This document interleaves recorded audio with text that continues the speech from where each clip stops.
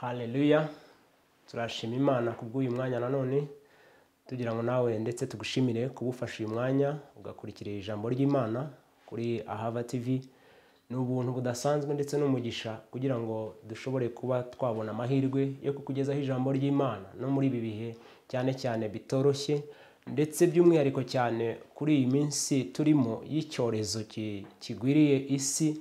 Ngira ngo rwose aho uri cyane cyane kuri uyu munsi wamenyerejwe amateraniro, umenyerezwa guterana n'abandi, ukaba ubuzima bwawe bwari bushingiye ku ijambo wakira aho uteranira, wakira aho witwa kusengera, ariko muri iyi minsi ibihe bikaba bitakwemerera ko uhagera nk'uko wakabyifuje. Rero ndagira ngo uyu mwanya dufatanye hamwe turebere hamwe uburyo rwose bishoboka cyane ko inzu yawe, urugo rwawe waruhindura ubuturo bw'Imana, ukagirana n'Imana ibihe, ukimika Imana mu rugo rwawe, Imana ikakubera Imana atari uko wageze mu rusengero, atari uko wageze aho witwa ko ubarizwa ko usengera. Rero kubera ibi bihe turimo birasabwa ko nawe ugira ubwenge, birasabwa ko natwe tugira ubwenge kugira ngo tumenye neza ko Imana nubwo isi yaba yahungabanijwe n'iki cyorezo, Imana nta cyayihungabanyije. Iracyari Imana y'amahoro, iracyari Imana ifite ububasha hejuru y'abahumeka twese, iracyari Imana hejuru y'abazima bose. Iyi si uko imeze n'uko ihagaze, ihagaze ku buntu bwayo, ihagaze mu kiganza cyayo, ndetse narabivuze ubushize ko kubijyanye n'ubuzima bw'umwana w'umuntu hano ku isi, Imana ifite agenda yayo, gahunda z'ibyo yateganije bigomba gusohora. Rero kimwe mu bitegerejwe ku batuye iyi si twese ni ukugaruka k'umwana wa Yesu Kristo. Atari yagaruka yasezeranije byinshi ubwo bamubazaga, ariko ubundi utubwije ukuri niko bamubajije, tuzabwirwa n'iki ibijyanye no kugaruka kwawe? Arabasobanurira, ababwira ibintu byinshi bitandukanye, ntabwo ndi bubyinjiremo uyu munsi, ariko kimwe mu byo yavuze, yaravuze ngo muzabona indwara z'ibyorezo, indwara ziteye zidafite ubusobanuro mutigeze mumenya, mutigeze mwumva ko zabashyikira. Rero ndagira ngo rwose niba hari ikintu cy'agaciro ukwiye kwitaho ni umwanya wawe n'Imana, ndetse atari wowe wenyine gusa, n'urugo rwawe. Urugo rwawe rero nibwo nshaka twibandaho uyu mwanya, cyane cyane kuri uyu munsi. Abantu benshi nubwo wabyifuza kuboneka mu materaniro yo ku cyumweru nk'uko wari usanzwe, ntibikundira buri wese, ntibikundira buri wese. Hari ubyifuza ntabibone, hari n'uwacitse intege akavuga ati n'ubundi ntitugifite aho dusengera. Ariko ndagira ngo nkwihinyuze nkubwire ko rwose si ikibazo cy'uko utageze mu materaniro. Imana ni Imana ibana n'abantu bayo aho bayihaye ikaze. Rero Imana ntabwo itura muri ariya matafari, ahubwo muri ariya matafari kuhaterana twebwe tuhaza kubera ko twizeye Imana, kandi iyo tuhaje mu izina ryayo yasezeranyije ko babiri iyo bateranye mu izina ryayo iba hagati yabo. Rero ntabwo Imana itura muri ariya matafari, ahubwo iyo twateraniye twitira izina ryayo ni twebwe tuhazana kubaho kw'Imana. Rero ndagira ngo uyu mwanya tuganire, turebere hamwe uburyo ushobora kubaka urugo rwawe mu byo ukora byose binyuranye, mu byo ukora byose bitandukanye,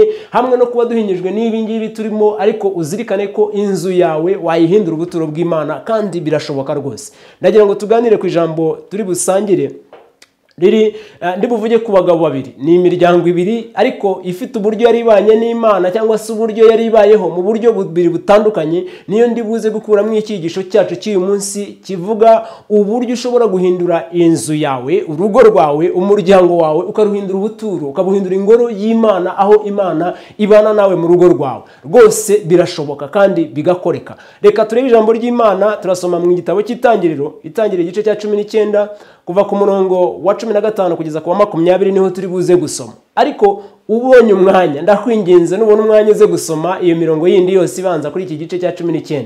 Harimo inkuru y'umugabo bita Loti. Yari umugabo Bibiliya imwita umukiranutsi, ariko mu gukiranuka kwe yari atuye mu mudugudu cyangwa se mu mujyi witwa Sodomu. Mu mujyi wa Sodomu ufatanye n'uwitwa Gomora. Aho hantu haberaga ibintu bibabaje cyane mu maso y'Imana. Hanyuma rimwe mu makuru wenda nakunyuriramo makeya, Imana ibabazwa n'ibyo abantu barega abanyesodomu. Abanyesodomu bakoraga ibyangwa n'amaso y'Imana, bakoraga iby'Imana yabujije abantu ko bakagendeyemo. Rero ibyo bakoze byose, Imana imaze kureba ibyo abantu barega abanyesodomu, ibabazwa n'ibiri kuberayo, irangije ifata icyemezo cyo kurimbura Sodomu. Ariko itari yarimbura Sodomu, iravuga ngo yohereza abamarayika. Baramanuka, abamarayika baraza baje kureba ko ibyo abanyesodomu baregwa mu ijuru bihuye n'ibiri kuberayo koko. Abamarayika baraza, bageze hafi ya Sodomu banyura ku mugabo bita Abrahamu. Wabisoma mu gice cya 18 mbere yo kugera ku cya 19 turi buze gusomaho. Aburahamu abonye banyuze iwe yanga ko batambuka, aravuga ngo mwa bantu b'Imana mwe mwanyemerera nkabazimana ko ndeba mu gifite urugendo rurerure mugafungura ubundi mukaruhuka mugakomeza gahunda zanyu. Abagabo baremera, Aburahamu arabakira arabazimana, ndetse bamubwira ko umwaka utaha umugore wari warabuze urubyaro ndetse nawe ubwe mu myaka ye y'ubukure y'ubusaza agiye kuzabona umwana w'umuhungu ku mugore we Sara, nubwo iminsi igaragara nkaho bitazashoboka. Hanyuma bamaze kuganira na Aburahamu bafata inzira baragenda. Aburahamu ngo abaherekeze, Imana iravuga ariko se ndaza kurimbura hariya hantu Aburahamu inshuti yanjye, Aburahamu nasezeranije ko azakomera ntacyo abiziho, ibingibi ntabwo byaba ari byo. Nta kuntu Aburahamu yaba ari umuntu w'ubuntu bungana gutya watinyutse no kwakira abamarayika banjye azi ko ari abashyitsi ngo nkore ibintu nk'ibi ngibi, ndimbure umudugudu mujyi uturanye nawe atabizi atabimenye. Imana ihitamo kumenyesha Aburahamu ko ibintu bimeze. Aburahamu amenye ko Sodomu igiye kurimbuka, yinginga Imana, asengera Sodomu, ariko asenga yibuka Loti wari utuyeyo kuko yari azi ko Loti ari umukiranutsi w'Imana. Hanyuma abamarayika bamaze kugenda bagera kwa Loti mu rugo. Bageze kwa Loti mu rugo, abamarayika barinjira, binjiye mu nzu kwa Loti. Abagabo, Bibiri ivuga ngo abato n'abakuru bose bo muri iyo quartier aho Loti yari atuye, bose barikora baraza nk'itsinda, baraza bakomanga ku muryango kwa Loti, baramubwira ngo Loti, turashaka abo bagabo binjiye aho ngaho kandi turashaka kuryamana nabo, turashaka gusambana nabo bagabo wakiriye mu rugo rwawe. Loti arabahindukira arababwira ati ariko se mwa bantu mwe ko rwose mfite abakobwa banjye babiri aha ngaha mu rugo, nta mugabo barigera bamenya n'umwe, ndabinginze mundekera abashyitsi, bari munsi y'igisenge cy'inzu yanjye, ubu bari munsi y'ubutware bwanjye, icyababaho ni njyewe wakibazwa, ndabinginze mundekera abashyitsi, ahubwo mufata abakobwa banjye mugende mu bakora ibyo mushaka. Abagabo baramuhindukirana baramubwira ngo wakagabo wowe waje aha ngaha uri umunyamahanga uhindutse umuntu wo gushaka kudutegeka iwacu. Baramuhindukirana, maze bamarayika barebye ibiri kubera aho ngaho binjiza Loti umuryango, barongera barawufunga, bahindura babagabo impumyi, maze babona kubwira Loti icyabazanye. Reka dusome rero uko byagendekeye Loti mu rugo rwe hamwe n'abo bamarayika. Turahera ku murongo wa 19 mu itangiriro igice cya 10, ku murongo wa 15 itangiriro 19. Haravuga ngo nuko bukeye mu gitondo babamarayika batera Loti umwete bati haguruka ujyane n'umugore wawe n'aba bakobwa bawe bombi bari hano, kugira ngo utarimburirwa mu gihano cy'umudugudu. Maze azaririye abo bagabo bafata ukuboko kwe n'uko umugore we n'abakobwa be bombi Uwiteka amubabariye, baramusohora bamushyira inyuma y'uwo mudugudu. Bamaze kubakuramo, umwe muri bo aravuga ati hunga udapfa, nturebe inyuma kandi ntutinde utararangiza iki kibaya, hungira ku musozi utarimbuka.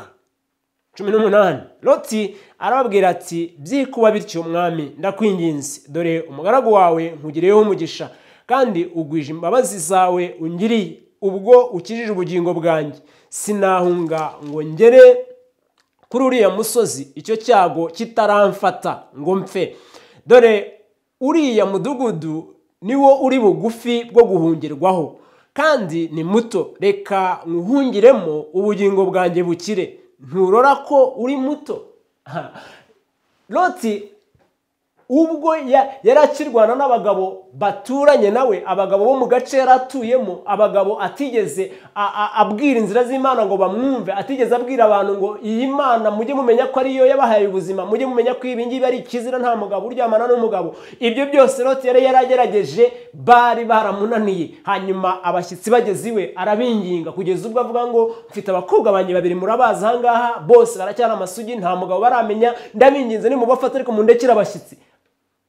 Loti ari kurwana n'ikibazo cyagwiriye aho yaratuye, ariko icyo atazi ni kimwe, nuko Imana yamaze kubaciraho iteka kubera imyitwarire yabo y'ibyo bakoraga batigeze bamenya. Nkomeje ku buzima bwa Loti n'urugo rwe, Imana itugaragariza neza ko Loti aho ngaho yarakijijinganya, ariko ibaza se koko ibi bintu birashoboka, bigenze bite? Abagabo banyije mu nzu, abandi bo hanze bagiye kumena urugi bansangemo, basambanya abagabo b'abashyitsi mu rugo iwanjye. Loti yabuze uko yifata mu rugo iwe kandi afite n'abashyitsi ataranamenya ko ari abamarayika. Hanyuma marayika ahumisha abandi bari hanze y'umuryango, abatera guhuma, bayoberwaho umuryango, niko birivuga. Arangije abonye Loti ajijingatinya yibaza ari bubigenza ate, marayika mufata ukuboko, afata n'ukuboko k'umugore we ndetse abwira n'abakobwa be. Bibiliya ivuga neza ngo yabanje, marayika aramubwiye ngo ese abakobwa bawe abafiyanse babo bari hehe? Loti ababwiye abafiyanse b'abakobwa be baranga, baramubwira muzebye wasaze none ntibishoboka, uyu mujyi ntabwo ushobora kurimbuka. Loti marayika aramufata, afata n'umugore we n'aba bakobwa be basohokana nawe, bamubwira neza ko byarangiye iby'i Sodomu. Twaje ahangaha tuje kureba ko ibiri kubera hano Sodomu bihuye n'iby'Imana ifite nk'ibirego biregwa abatuye ahangaha. None turabyiboneye n'amaso yacu, tubonye abantu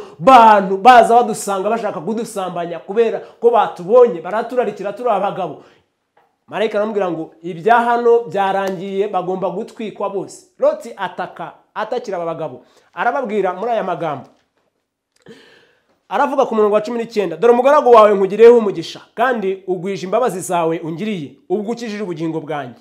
Sinahunga ngo ngere kuri uwo mudugudu uwo urimo unyereka, dore uriya mudugudu ni uri bugufi bwo guhungiramo kandi ni muto. Reka nkuhungiremo ubugingo bwanjye bukire. Haleluya.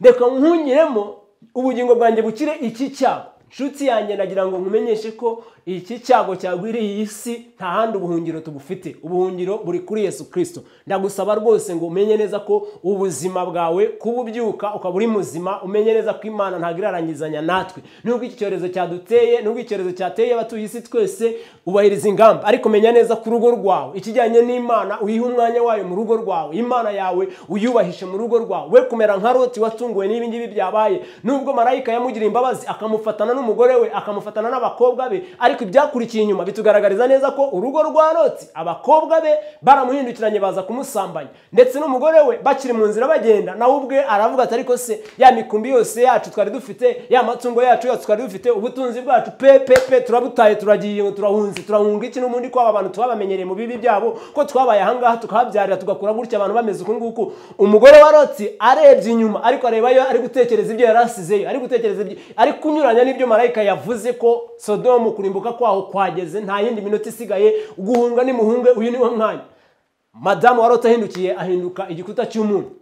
Abakobwa ba Loti arabakomezanya, ariko wibuke neza ko uru ni urugo rw'umugabo bita Loti. Iyi ni inzu ya Loti, iyi ni inzu y'umukiranutsi, ariko bo yari kumwe nabo ntabwo rwose bafite kubaha Imana muri bo, nubwo bari batwikiriwe no kubaha Imana kwa Loti, nubwo bari batabawe, nubwo bari bakijijwe no kuba Loti yarabaye umukiranutsi w'Imana. Nawe wakijijwe nuko Abraham ku rundi ruhande nawe yinginze Imana, amusengera, akamusengera yinginga Imana, abwira Imana, Mana se Sodomu kugiye kurimbuka, nihabonekamo 5, nihabonekamo 10, nihabonekamo 50, abantu bose Abraham yagiye yinginga Imana, abaza Imana bariboneka, uwo yashakaga ni Loti. Uyu nguyu Loti nawe Imana imutabara. Niko ku murongo wa 29 havuga, aravuga ngo ubwo Imana yarimburaga imidugudu yo muri icyo kibaya, yibutse Abraham, yohereza Loti ngo ave muri iryo tsembwa. Ubwo yatsembaga imidugudu Loti yaratuyemo, Imana mu by'ukuri kohereza marayika agakiza Loti, mu by'ukuri nuko yaributse Abraham. Rero bivuze ngo ni iby'agaciro cyane kugira umuntu wakugira imbere y'Imana, ndetse nawe kudasuzugura abo mu nzu yawe. Ntubashinje ibyo kutubaha Imana nk'uko wowe uyubaha. Menya neza ko kuba wowe wubaha Imana mu rugo rwawe ni inshingano yawe, ko abaturanye nawe, ababana nawe muri iyo nzu uhubake ubuturo bw'Imana, urugo rwawe ruhindura ubuturo bw'Imana. We gusuzugura Imana, we kwibaza ko Imana yabanaga nawe wageze ku kiliziya kwa padiri cyangwa se mu rusengero kwa pasiteri, oya, ibyo bihe birarangiye, ibyo bihe nta gaciro bigifite, ibyo bihe ushobora kutazongera kubibona vuba. Ariko gira umwete wo kubaka ubuturo bw'Imana mu rugo rwawe, gira umwete wo kumenyesha Imana yawe abaturanye nawe, ababana nawe mu nzu yawe. Uwo mubana amenye neza ko Imana utayisangaga ku rusengero wagezeyo, oya, menya neza ko wowe nawe hamwe mushize hamwe mugahamagara Imana, nubwo atabyumva uyu munsi, ariko ejo ntiwamenye icyo Imana izakora. Ubahisha Imana mu rugo rwawe, ubaka ubuturo bw'Imana mu rugo rwawe. We kuba nka Loti ngo wibwire ko n'ubundi aba bantu narababwiye barananiye, oya, menya neza ko ni wowe bireba, abo mu nzu yawe birashoboka ko wakubaka ubuturo bw'Imana, kandi nuwahashyira igicaniro cy'Imana, niwahubaka ubuturo bw'Imana, Imana iraza ikabana nawe, ndetse ntabwo yabana nawe ngo yirengagize bari kumwe nawe mu nzu yawe.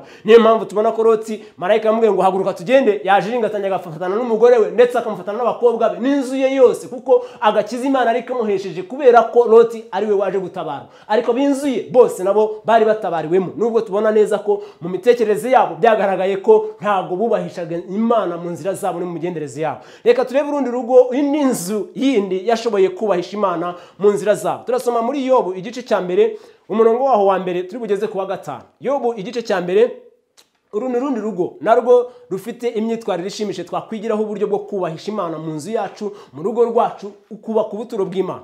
Rero mu gice cya mbere umurongo waho wa mbere haravuga ngo mu gihugu cya Usi hari umuntu witwaga Yobu, kandi uwo muntu yari umukiranutsi utunganye, wubahaga Imana akirinda ibibi, nuko abyara abahungu 7 n'abakobwa 3, kandi yari atunze intama 7,000 n'ingamiya 3,000 n'amapfizi 1,000 yo guhinga n'indogobe z'ingore 500 n'abagaragu benshi cyane. Uwo muntu yari akomeye kuruta abantu bose b'iburasirazuba, kandi abahungu be biremeraga ibirori mu mazu yabo umwe mu minsi yitoranirije, bagatumira n'abashiki babo 3 ngo baze gusangira nabo. Nuko iminsi y'ibirori byabo yarangira, aha niho nashakaga cyane ku murongo wa 5. Nuko iminsi y'ibirori byabo yarangira, Yobu akabatumira ngo abeze, akabyuka kare mu gitondo agatamba ibitambo byoswa bihwanye n'umubare wabo, kuko Yobu yavugaga ati ahari abahungu banjye bakoze icyaha bahemukira Imana mu mitima yabo. Uko niko Yobu yagenzaga iteka ryose. Haleluya.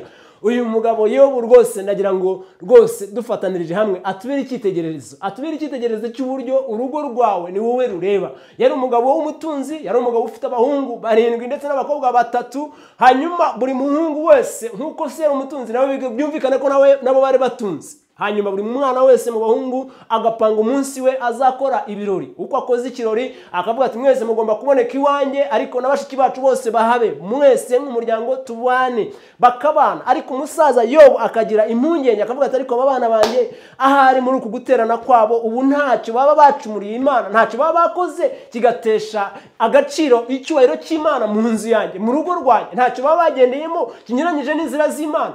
Bibiliya ikavuga ngo nuko iminsi y'ibirori byabo yarangira, Yobu akabatumira ngo abeze, akabatumira akabegeranya bose, akababwira ngo ndabizi buri wese afite uko abareba ibintu, ndabizi buri wese afite ibimutera mu nzira z'abayanyuzemo, ariko ndagira ngo mwese mwegere hano mbeze imbere y'Imana, nsaba Imana imbabazi ku by'imirimo yanyu yabipfuye. Ntago mbabaza ibyo mwagendeyemo, simbabaza ibyo mwakoze, ariko nzi neza ko Imana ntacyo ugira ukora Imana itakureba. Wari uzi ko ibyaha umuntu wese akora Imana ibimureba? Nta hantu namwe wajya ngo Imana ibe itakikubona. Dawidi yaranditse aravuga ngo ese najya munsi y'inyanja wansangayo, ngiye mu ijuru niho wibere. Rero nta hantu na hamwe n'umwijima kuri wowe Mana ukubereye nk'umucyo. Imana nta hantu na hamwe tuyihisha. Rero Yobu mu bwenge bwe yari afite bwinshi akazirikana ko urugo rwe inyuma y'ibyo birori byose abahungu be baba bateguye, akabahamagara akabegeranya, akabatambira ibitambo imbere y'Imana, akabasabira Imana imbabazi ndetse akabahesha umugisha. Rero ni inshingano yawe ko abo mu rugo rwawe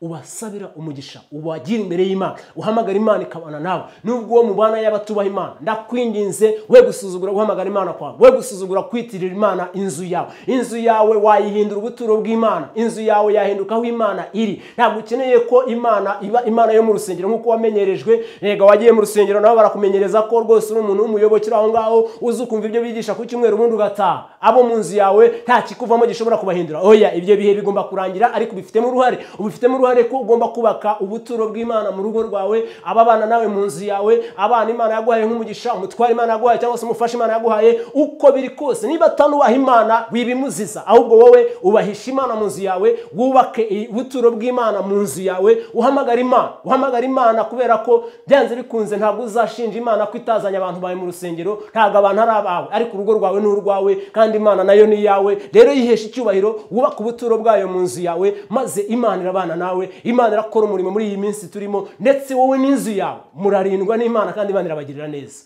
Rero ndakwinginze rwose, ndakwinginze reka gusuzugura kubaka ubuturo bw'Imana mu nzu yawe, mu rugo rwawe, mu muryango wawe.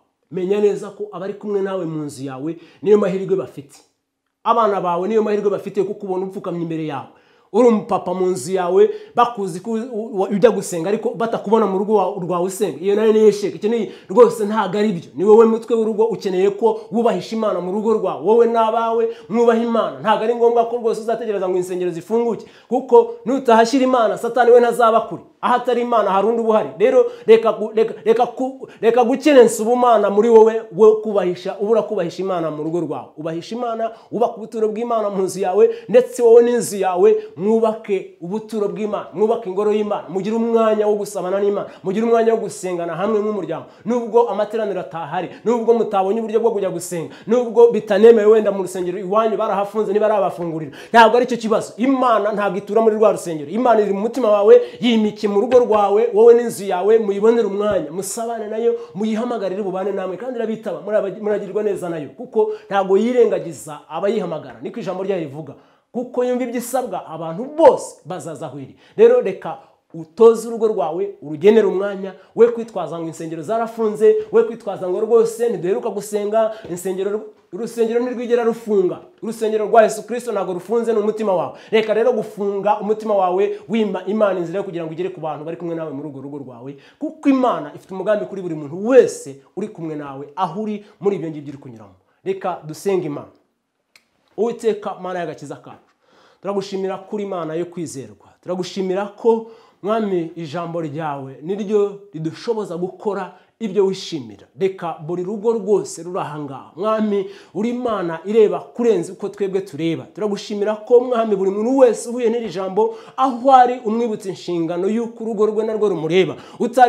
Atari yagira ibyo akora ahandi, atari yagira ibyo amara ahandi, atari yitwaza ko urusengero rufunze cyangwa se atabonye umwanya wo kujya gusenga nk'uko yakabyifuje. Mwami, urifuza ko abantu bose bakizwa bakakumenya. Ntabwo bazakizwa tutababereye imbuto, tutaberetse ko uhari kandi uri kumwe natwe. Reka Mwami inzu zacu, buri rugo rwose rukurikira iyi nyigisho aho ruri, aho ruherereye Mwami Yesu, reka umwanya wawe uba umwanya wawe. Bibuke neza ko ari wowe banze, kubibuke neza ko ari wowe rufatiro rwa byose. Bibuke neza ko hamwe no muri ibi bihe wowe ntabwo ufungiranye, ntabwo rwose urusengero nyarwo ari urusengero rw'amatafari rwashyizweho ingufuri, ntabwo ari rwo rutugira urusengero. Aho turi turacyari abawe Mwami. Reka utembeshe ubuzima bwawe muri twebwe, abari hafi yacu, ababana natwe, abatwitegereza uko tubayeho bose Mwami bahindukirira inzira zawe. Urakoze kuko uri Imana yacu Mwami, tugirire neza, ndetse no muri ibi bihe Mwami bitoroshye by'icyorezo, ukomeze ubwoko bwawe, ukomeze abantu bawe aho bari mu nzira zitandukanye, aho bari mu ngo zitandukanye. Mwami Yesu, turasabye ubuntu bwawe n'imbabazi zawe kugira ngo ingo zacu zihinduke ubuturo bwawe, ingo zacu zihinduke aho uri utuye kandi uhawe ikaze, kugira ngo buri wese uturanye natwe, buri wese ubana natwe amenye inzira zawe, imitima yacu Mwami ikugarukire kuko uri Imana yacu. Urakoze Mwami, icyubahiro cyose kibi cyawe mu izina rya Yesu Kristo. Amen. Amen. Urakoze, Imana ibaha umugisha.